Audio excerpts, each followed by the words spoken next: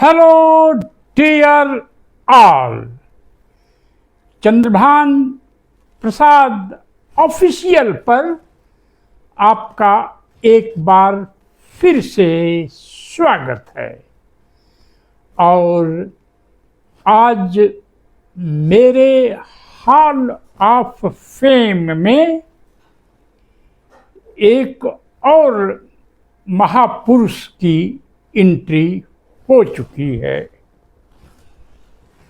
ये जो पिक्चर देख रहे हैं आप मेरे पीछे, यह पिक्चर है टीटी कृष्णमचारी का।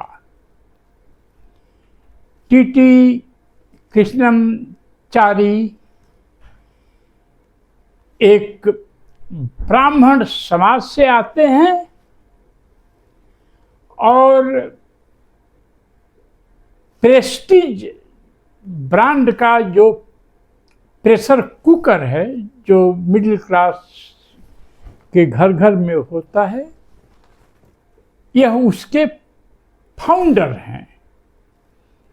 और ये एक बहुत बड़े पॉलिटिकल लीडर थे। तो एक ब्राह्मण बिजनेसमैन कम पॉलिटिशियन का दलितों से क्या संबंध है? मेरे दर्शक, आप घबराइए मत, चौंकिए मत। ब्राह्मण भी अच्छे हो सकते हैं।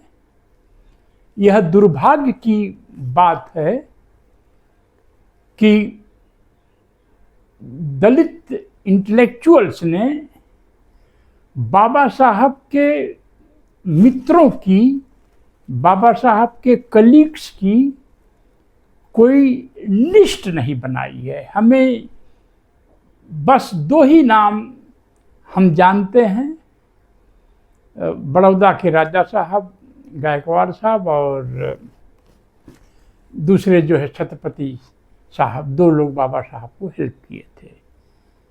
इतने लंबे जीवन में कोई तीसरा, चौथा, पांचवा व्यक्ति, सातवां, आठवां, नौवां बाबा साहब के जीवन में नहीं था क्या?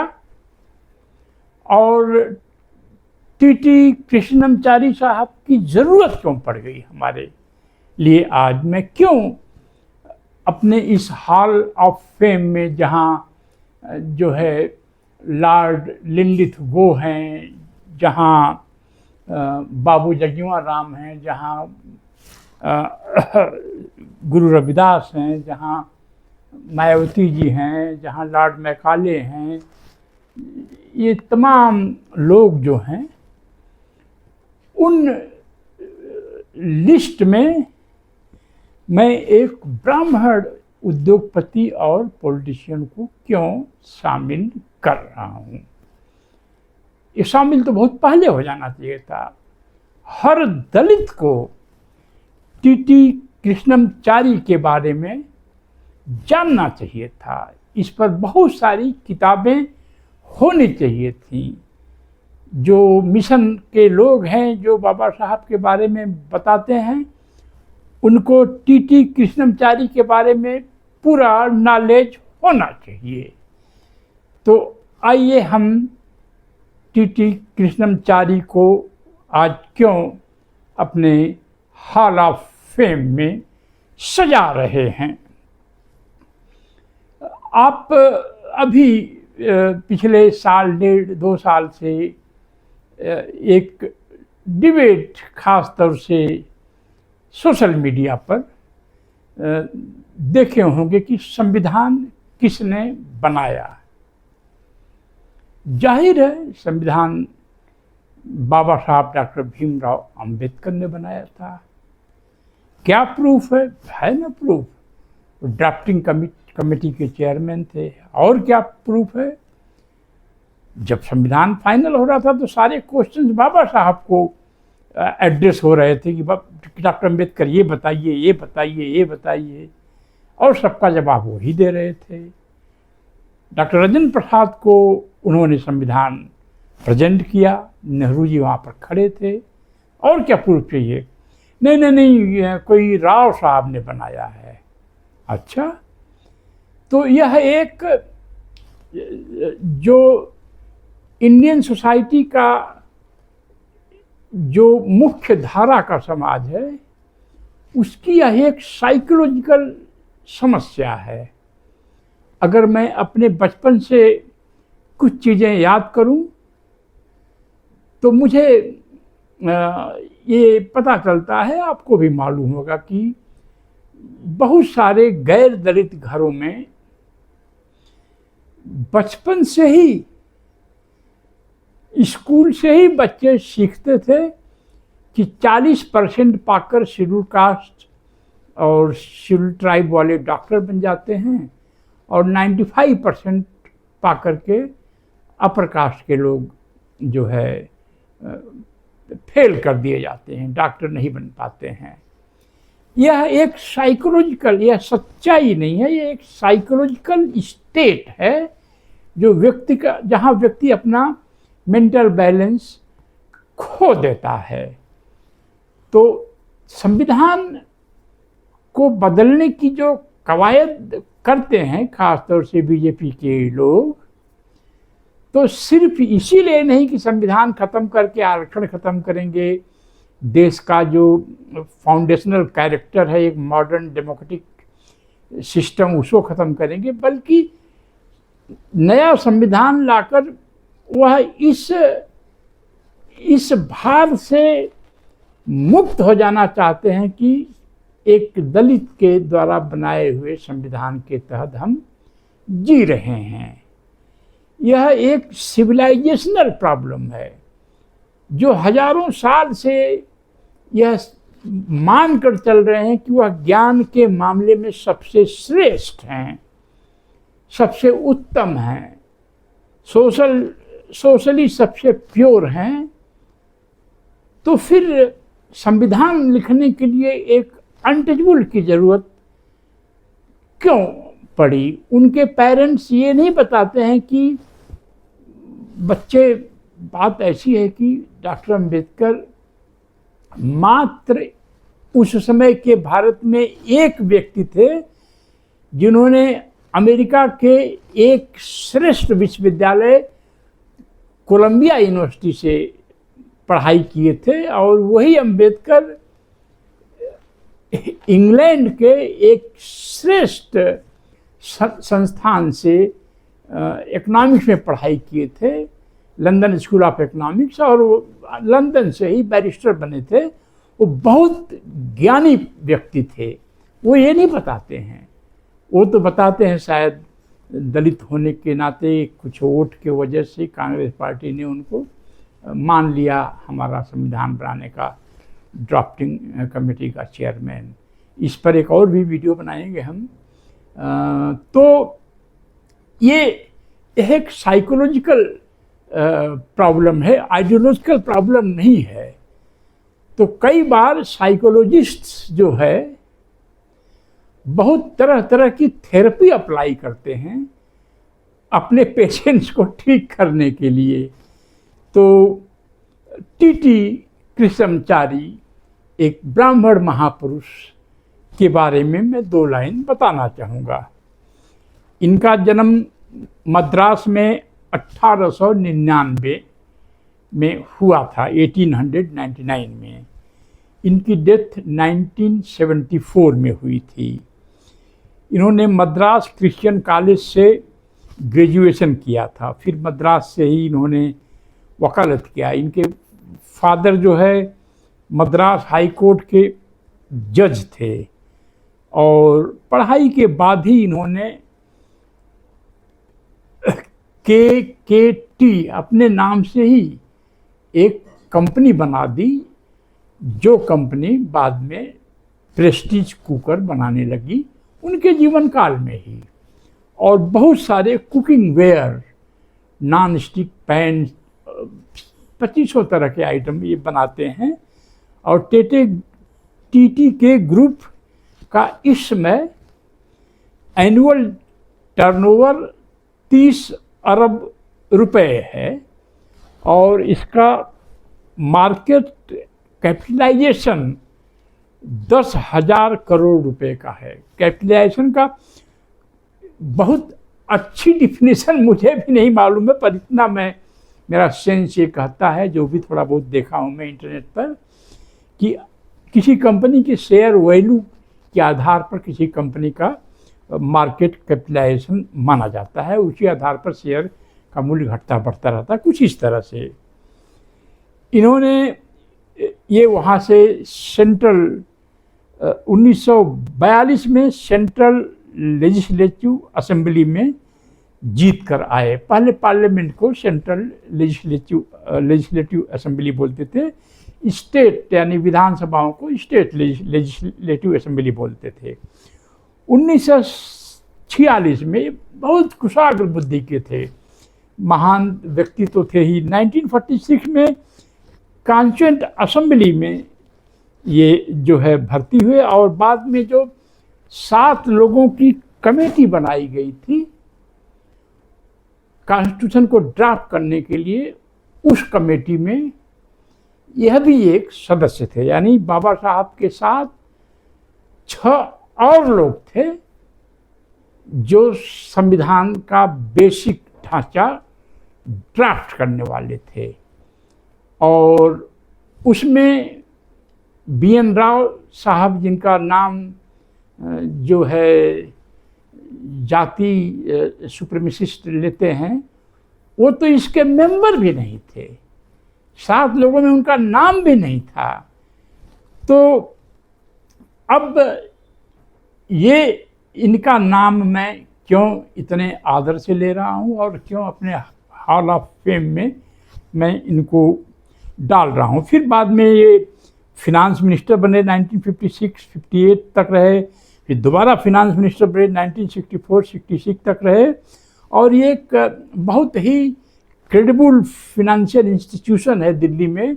उसके फाउंडिंग मेंबर्स में थे, एक ये भी थे, national council of applied economic research, और ड्राफ्टिंग कमेटी के सदस्य बने। और कहीं कहीं मैंने पढ़ा है कि 4,000 घंटे का इन्होंने समय दिया था। उस समय दिन रात लगे थे बाबा साहब के साथ।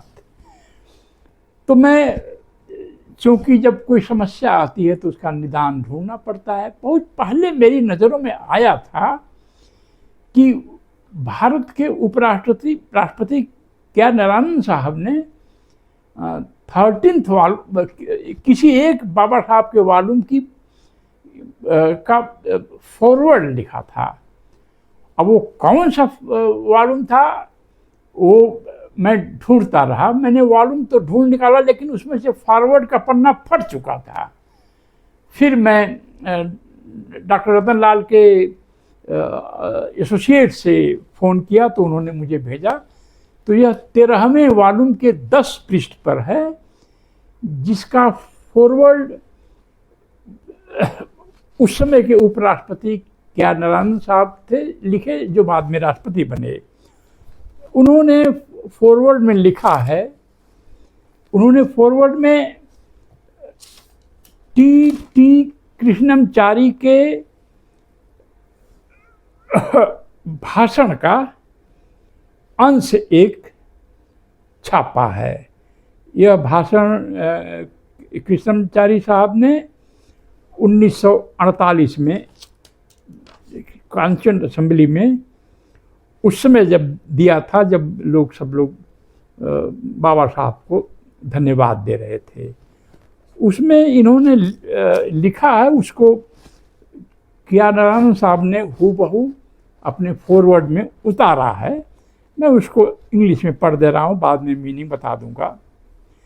ये लिखते हैं, बाबा साहब इनको कोट करते हैं, जहाँ टी कृष्णमचारी साहब लिखते हैं, the house is perhaps aware that of the 7 members nominated by you drafting committee, one had resigned from the house and was replaced। जो 7 लोगों की कमेटी बनाई गई थी संविधान ड्राफ्ट करने के लिए, उसमें से एक ने इस्तीफा दे दिया और उसका रिप्लेसमेंट बाद में हो गया। रिप्लेसमेंट इन्होंने अपना नाम नहीं लिखा है, लेकिन टी कृष्णचारी साहब से ही हुआ था। फिर लिखते हैं one had died and was not replaced. एक व्यक्ति की डेथ हो गई और उनका कोई रिप्लेसमेंट नहीं किया गया। One was away in America and his place was not filled up. एक व्यक्ति मेंबर अमेरिका चले गए थे और उनकी जगह नहीं भरी जा सकी। और एक अन्य व्यक्ति राजनीति में व्यस्त थे और वो जो है आ नहीं पाते थे मीटिंग्स में। एक या दो वन और two more were far away from Delhi and perhaps reasons of health did not permit them to attend. एक या दो और थे जो दिल्ली से दूर रहते थे और हेल्थ की समस्याओं की वजह से ये मीटिंग में नहीं आ पाते थे। यानी 7 में से अब 2 बचे, एक डॉक्टर भीमराव अंबेडकर और एक टी कृष्णचारी। एक अच्छे व्यक्ति थे, उस समय अच्छे व्यक्ति हुआ करते थे कुछ। इन्होंने अपना नाम नहीं लिखा कि एक मैं था, एक बाबा साहब थे, ऐसा नहीं कहा उन्होंने, क्योंकि इससे लगता है कि बाबा साहब के साथ अपने को भी रख रहे हैं। ये इतने अच्छे, इतने महान व्यक्ति थे। फिर वो लिखते हैं आगे, so it happened ultimately that the burden of drafting constitution fail upon doctor Ambedkar. तो ऐसा हुआ कि इंटायर कॉन्स्टिट्यूशन को ड्राफ्ट करने का भार बाबा साहब डॉक्टर अंबेडकर के कंधों पर आ पड़ा। And I have no doubt that we are grateful to him for having achieved this task in a manner which is undoubtedly commendable। और इसमें कोई दो राय नहीं है कि डॉक्टर अंबेडकर ने इस टास्क को बड़े ही उत्तम ढंग से पूरा किया और जिसकी हमें प्रशंसा की जानी चाहिए।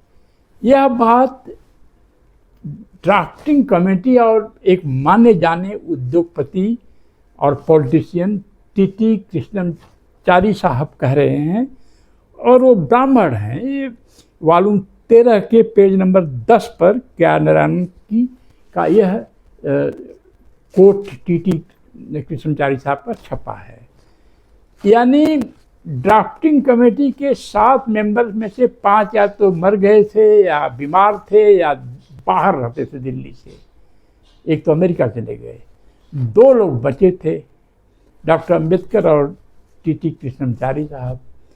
टी कृष्णचारी साहब 4000 घंटे, मुझे लगता है 400 घंटे हो गए, लेकिन लिखा है 4000 घंटे। हो सकता है उसमें लोग 12-12 घंटे पढ़ते थे, लिखते थे। तो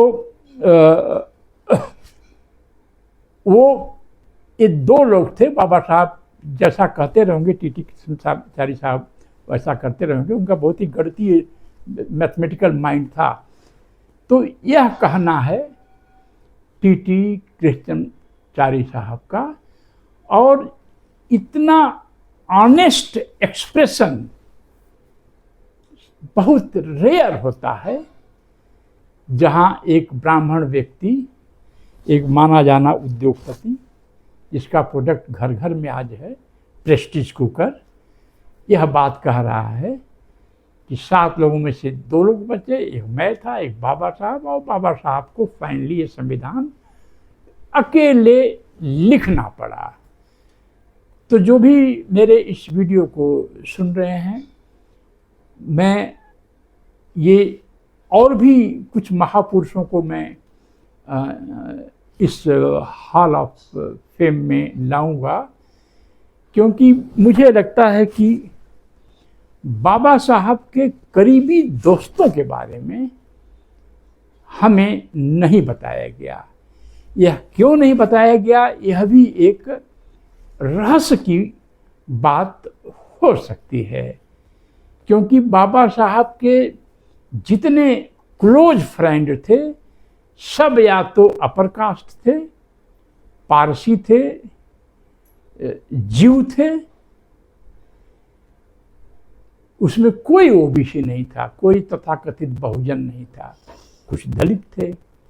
तो कहीं तो ऐसा तो नहीं है कि जो पेरियारवादी लोग जो है, जो बाबा साहब पर कब्जा कर लिए हैं, इन्होंने जानबूझ करके बाबा साहब के दोस्तों को, जिनकी वजह से आज हम इस फ्लैट में हैं, जिनकी वजह से हमारे परिवार के लोग पढ़ पाए और जिसका फ़ायदा हमको मिला, हम पढ़ पाए, और लाखों लाख दलित जो जाति व्यवस्था के नरक से काफ़ी हद तक बाहर निकल पाए, तो उस महान अंबेडकर के जो दोस्त हैं और जो बाबा साहब अंबेडकर को हेल्प करते थे, उनके बारे में क्या हमें नहीं जानना चाहिए? क्या इसलिए किसी व्यक्ति की प्रशंसा नहीं करनी चाहिए कि वो ब्राह्मण है तो हम ब्राह्मण की क्यों प्रशंसा करें? क्या अगर अहीरों में कुछ लोग अच्छे हो सकते हैं तो ब्राह्मण में कुछ लोग अच्छे नहीं हो सकते हैं? क्षत्रिय में कुछ लोग अच्छे नहीं हो सकते हैं? जो लखनऊ के गौतम साहब हैं, जब जो स्टील का फर्नीचर बनाते हैं, उन्होंने 2 ट्रक माल मंगा लिया था दिल्ली से, और जिसके भरोसे मंगाया वो मुकर गया। तो देवरिया के एक ठाकुर साहब थे, उन्होंने अपनी जगह दे दिया, यहाँ अपना माल रख लो। तो क्या ठाकुरों में कुछ अच्छे नहीं होते हैं? क्या बनियों में कुछ अच्छे नहीं होते हैं? कायस्थों में अच्छे नहीं होते हैं?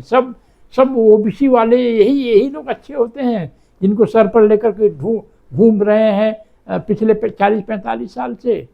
तो इसलिए मैं आपसे एक बार, इसमें मेरा एरोगेंस नहीं है, मैं अब तक चुप रहा। जब मुझे रतनलाल ने कहना शुरू किया कि आप डरपोक हैं, आप जितना जानते हैं उतना बताते नहीं हैं, उतना बोलते नहीं हैं, तो मैं समझता हूँ कि it is my moral duty to tell the truth. और ट्रुथ यह है कि बाबा साहब के बारे में हमको पूरी जानकारी हमारे सीनियर्स ने नहीं बताई है, और जो जानकारी हमारे पास है वह अधूरी है। मेरे जीवन के लक्ष्यों में एक ये भी है कि बाबा साहब की तस्वीर जैसी थी वैसी प्रस्तुत की जाए। बाबा साहब के जो दोस्त थे, जो उनकी जर्नी में उनके सहयोगी थे, उनकी भी तारीफ की जाए, क्योंकि जो दलितों का ओरिजिनल कैरेक्टर था कि आप एक गिलास हमें पानी दे दीजिए तो हम ज़रूरत पड़ने पर आपको एक गिलास खून दे देंगे, धोखेबाजी दलित कैरेक्टर में था ही नहीं, गाली गलौज दलित कैरेक्टर में था ही नहीं। ये तो अम्बेडकर के बाद जो गाली गलौज वगैरह आया है, इसे हमें निकलना होगा। एक जैसे एक जेंटलमैन होता है, जेंटल लेडी होती हैं, उस तरह से नीट एंड क्लीन एक सोशल श्रेणी के रूप में हमें अपने को स्थापित करना होगा। अगर आपको लगता है कि इस तरह का बहस समाज में होना चाहिए, तो चंद्रभान प्रसाद ऑफिशियल पर एक बटन है ज्वाइन, उसको प्रेस करिए। अगर आपके पास सरप्लस पैसे हैं जो आइडिया में आप इन्वेस्ट कर सकते हैं, तो 799 रुपीज़ पर मंथ आपके अकाउंट से कटेगा, उसको ज्वाइन करिए।